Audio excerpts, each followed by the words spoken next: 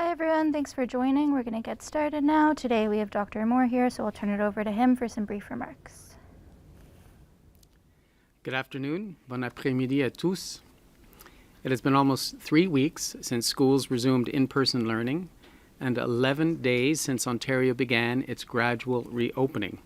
And I am pleased to report that our healthcare and public health indicators continue to demonstrate an improvement in the COVID situation in the province.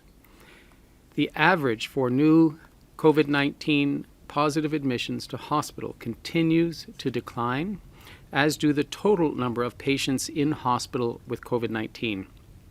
Similarly, the average for new admissions to the intensive care unit and the total number of patients with COVID-19 in the ICU both continue a downward trend.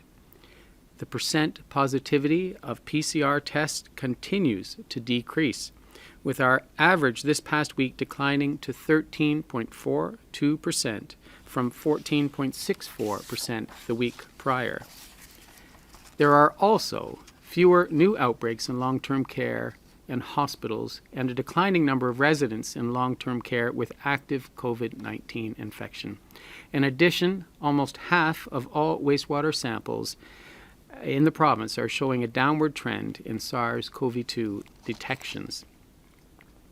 With the recent decline in COVID-19 related hospitalizations and ICU admissions, as well as stabilizing health human resources in many organizations, we are now in a position to lift Directive 2 to gradually and cautiously resume non-emergent and non-urgent surgeries and procedures in public hospitals.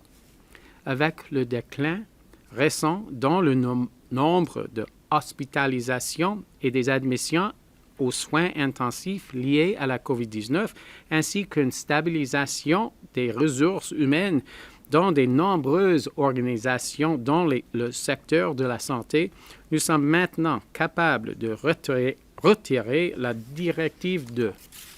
Cela nous permettra de graduellement reprendre les procédures médicales et interventions chirurgicales non émergentes et non urgentes dans les hôpitaux publics. Resumption of these services will follow a planned, phased approach across the province in alignment with guidance provided by Ontario Health and oversight by regional officers working with local hospitals. We know the health system is still strained in some regions, and Directive 2.1 remains in effect to support patient transfers to maximize healthcare capacity across the province.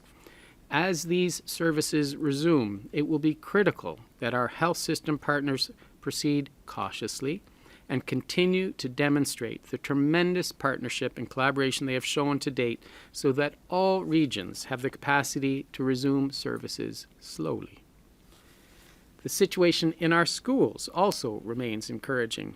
As of February 8th, 99.9% of publicly funded schools were open. The percentage of school absences was 10.7%, an almost 2% decrease from the week prior, and 8.3% of staff were absent. The average total absence rate in the province was 10.5%, with 5 schools reported as closed. Thank you to our educators, our parents, and students for their continued dedication to keeping our schools as safe as possible for in-person learning.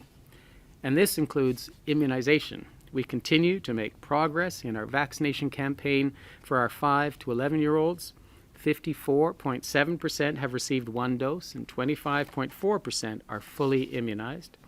And 87.3% of youth aged 12 to 17 have received 1 dose, and 83.9% have received both doses.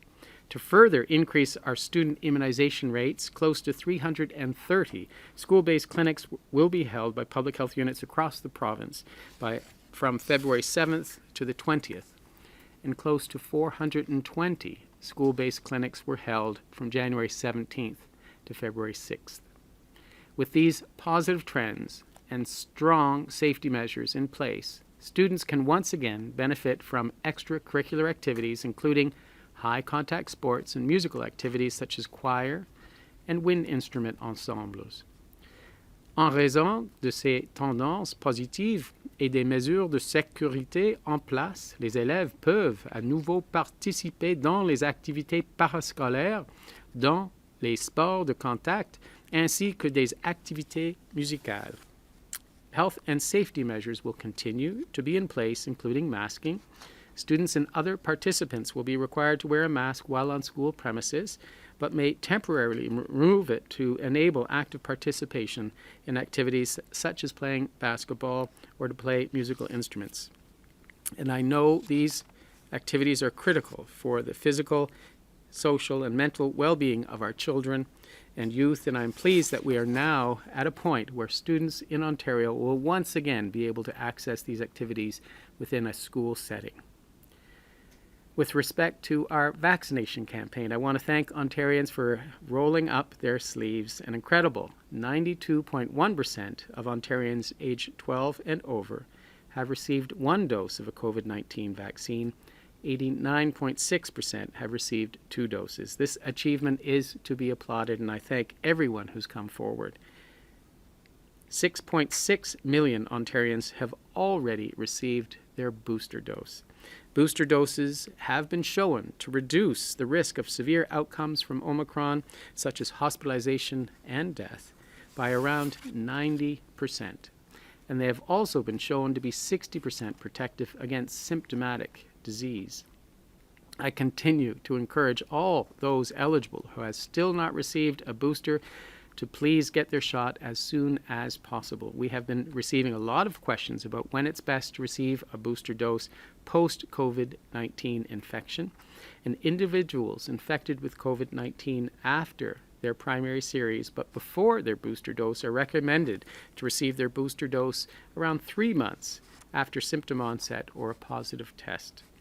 Les individus qui ont été infectés avec le COVID-19 après leur première série de vaccins, mais avant leur dose de rappel, sont recommandés de recevoir leur dose de rappel 3 mois après le début de leurs symptômes ou tests positifs.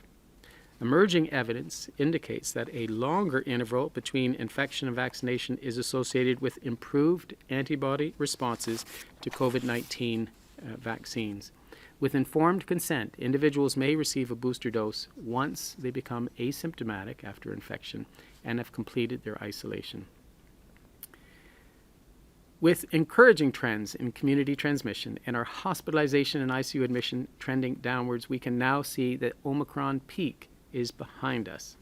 This is thanks to the collective efforts of Ontarians following the public health measures we know work, as well as our high vaccination rates. It's now time that we start focusing on resuming certain procedures in our health system, as well as the other aspects of our society that improve our social and well-being.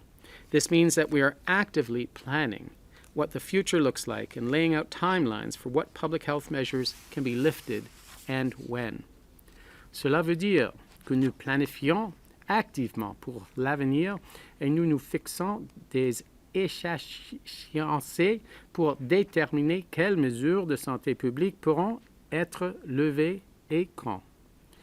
COVID-19, though, is not going away. We need to continue to apply what we have learned and know what works. It's clear that the situation in Ontario today as it relates to COVID-19 is different than when proof of vaccination and masking requirements were first introduced. And with this in mind, we are looking at the plan to consider when we can recommend to government what additional measures can be eased. This includes keeping our masks on for a while longer, and with high vaccine coverage in the population, planning for when proof of vaccination can be discontinued.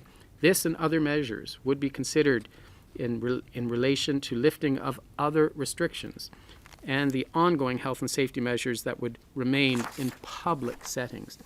Our plan has always to be data-driven and follow the best science, and the decisions that we make in the coming days and weeks will continue to be based on the best evidence. These discussions are ongoing, and we will have more to say in the coming days ahead. Thank you. Merci. We'll go to the phone lines for questions. Just a reminder, it's 1 question, 1 follow-up. Over to the first question, please.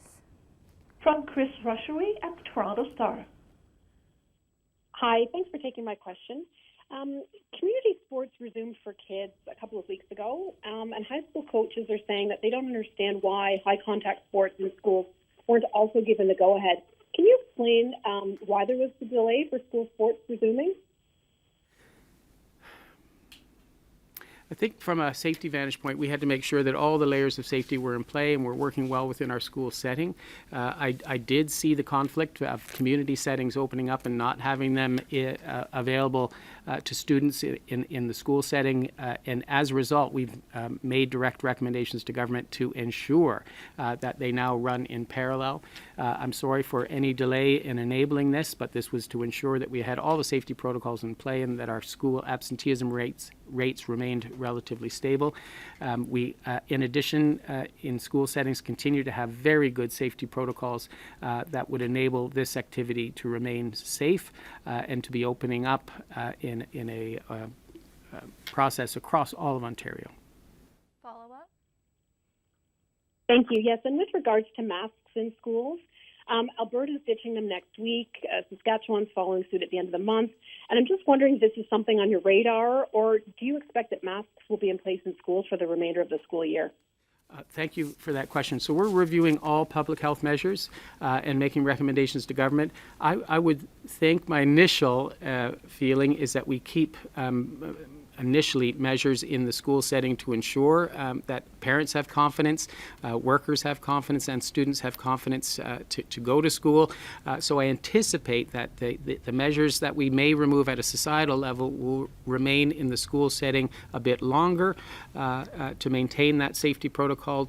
We don't want to lose any days in school. We want to maintain presenteeism in the school setting and ensure all children feel confident and comfortable in the classroom. So my gut's telling me that we'll delay any removal of public health measures in the school setting after we remove them at a population or community level.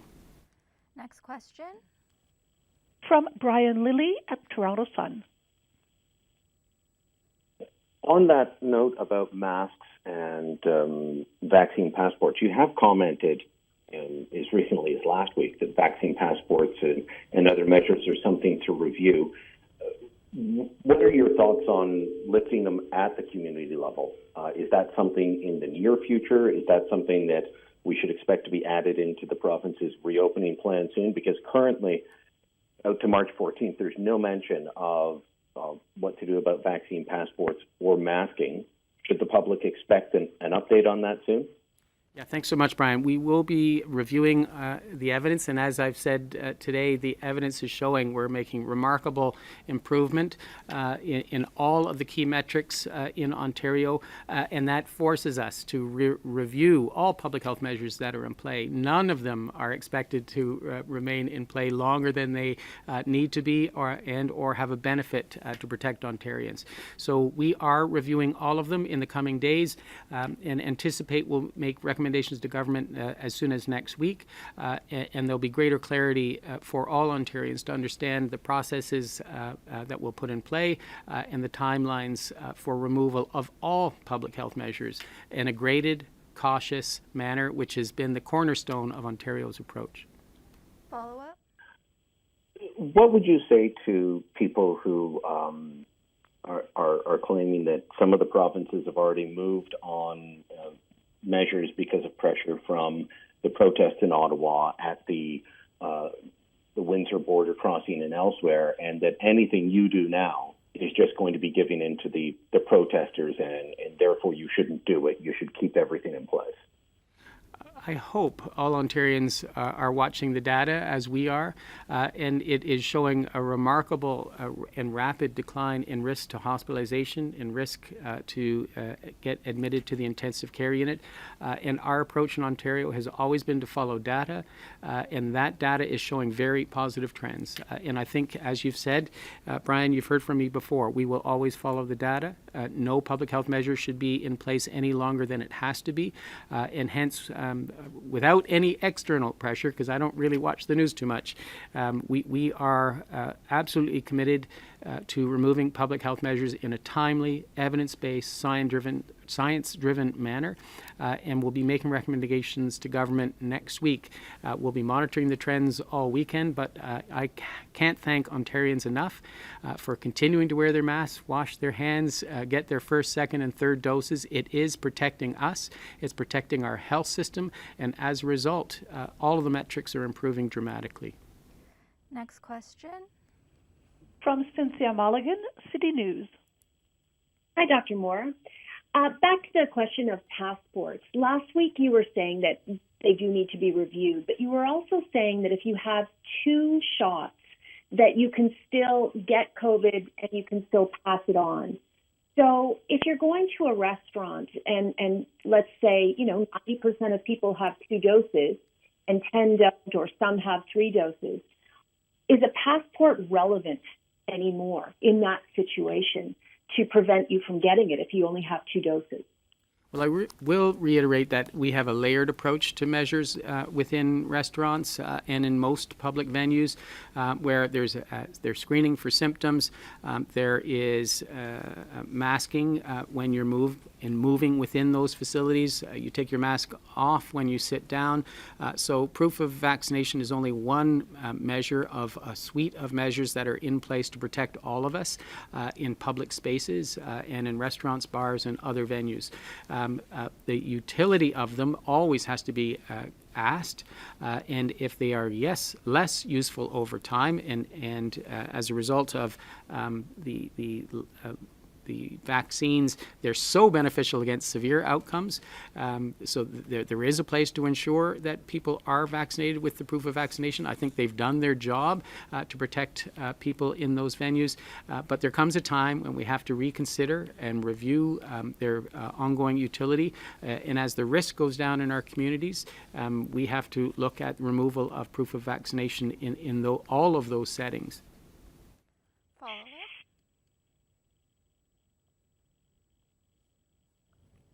Follow-up, Cynthia? Yeah, sorry. I'm sorry. I wasn't sure if he was finished. Thank you. Let me rephrase it a little bit. Are vaccine passports, and yes, with the additional measures, but should they either be scrapped or should they be upgraded to 3 doses? What would the best science be on this? So I think we have to be realistic. We have 6.6 million Ontarians that have come forward for their 3rd doses. We're not going to hold back and mandate through proof of vaccination that 5 more million Ontarians get immunized with 3rd doses. 2 doses is exceptionally protective against admission to hospital. It does protect you against ending up in an intensive care unit and or death. It's done its job protecting Ontarians, and because 12 plus we have over 90% protection now, I think it's a prudent time to review proof of vaccination as one tool in a multi-layered approach for these venues. Next question. From Colin DeMello at CTV News. Hey, good afternoon, Dr. Moore. So some people in Ontario might be looking at provinces like Alberta and Saskatchewan and wondering what is taking Ontario so long. So could you outline what is the difference that you see in Alberta, for instance, that allows that province to remove all of its COVID-19 restrictions almost immediately while we take a slower approach? What's the difference? To be honest, Colin, I don't spend a lot of time focusing on Alberta or other provinces. I am focused on Ontario, and I think our plan is reasonable. So if you recall, we've built the date for February 21st of reopening. That date may be reviewed next week, given the significant improvements in all of the key metrics in Ontario. As well, you may recall we had a date of March 14th for subsequent opening of mass gathering events. I think given the rapid decline in all our case counts, we will follow Ontario data. We will make Ontario-based plans. We will continue to follow our gradual phased approach. It has worked so well for us and protected so many Ontarians, and just recently has been able to, I think, mitigate the number of Ontarians having to end up in hospital and intensive care unit settings. I thank all Ontarians for their sacrifices because it has helped us all collectively protect our health system, and we're in a very good position position to reconsider timelines as well as all public health measures. Eventually, these are government decisions, but we will make an Ontario-focused, Ontario-based, data-driven, science-driven decision by government in the coming week. Follow up? Okay, thank you. So it sounds like those dates that we have, the 21st and the March 14th, are almost no longer going to be in effect, that you could potentially move them up by a few days, if not a week. I'm wondering, so what can businesses expect here? Capacity, is that going to be moved up? Or what measures are you willing to speed up, and which will be the last to return? So a large sporting event, would that be the last to return? Capacity limits, could that be sped up? Give us your take on dates and what could change. I would look at the dates that have been provided, February 21st and March 14th. All those measures that would be opened, it's now given how well Ontario's done in the Omicron wave, how well our health system is recovering. I would assume government wants and will review timelines as well as all public health measures, including when we remove proof of vaccination, when we remove masking in certain venues. I do think masking in public indoor spaces like transit, subways, buses will be maintained until we really have very low endemicity, and that would be cases below 10 per 100,000 on a weekly average, which would have correlates with hospitalization and ICU utilization as well. Follow up? I already had my two. You can go to the next journalist. Thank you. Last question. From Holly Mackenzie Souter, Canadian Press. Hi, Dr. Moore. I just wanted to get a little more clarity on, you said you're reviewing all public health measures, including the vaccine passports and mask mandates in some settings. So if you recommend ending those measures, could that potentially happen before the end of the reopening timeline in March or whenever it ends up being? Yeah, thanks, Holly. So I can't presume what eventual government decisions will be made, but I think a review of all timelines is absolutely appropriate in the face of the improving data in Ontario and removal of all public health measures that have been in place. We're going to make some recommendations to government. Government will be reviewing those in the coming weeks and making decisions on them. We want to be transparent to businesses, transparent to Ontarians, on what can be expected in terms of the timelines. We made the best estimates on February 21st and March 14th based on modeling. It's just that our situation has improved and no one wants to impede businesses any more than we have to, nor do we want public health measures a minute longer, as the Premier would say, than are necessary. And that is our commitment to all Ontarians. Follow up, and this is the last question. Yeah, I'm just wondering, you mentioned surgeries gradually resuming following this phased approach across the province, but I'm wondering if you can give more detail on what that phased approach is going to look like. Is it going to be different depending on the situation, and kind of what order you expect procedures are going to start in? Thank you so much, Holly. So we need to brief all of our health system partners, and I do believe Ontario Health has been doing that aggressively. We don't want to suddenly open up all the doors and have our hospitals busy. We really need to understand some hospitals are still quite busy with COVID activity, and there are regional variations in the level of COVID across Ontario. And we need to work as a system supporting each other. All hospitals are long-term care and public health, trying to ensure that patients can be provided the right care at the right time at the right place. So it will not be sudden. It will be gradual, as our plan is in Ontario, phased, monitored. And we want to move up to around 70% surgical capacity, and that is those that have been waiting for a new knee, a new hip, cataract surgeries. Those we want to return gradually without significantly impacting the system to ensure that we are able to provide care in those regions where there is increased COVID activity, and also to provide equity across Ontario. So we will do it in those phased approaches of around 70% of their surgical capacity keeping bed availability for COVID patients, then move up to around 90% surgical capacity. And then when we're in a recovery phase, which we anticipate being in late March and April, opening up surgeries back to normal volumes to then try to also do some catch up on any procedures that were significantly delayed. So I hope everyone's hearing staged, phased, evidence-based, cautious approaches are the mainstay in Ontario of how to return the health system back to recovery. Thanks, everyone.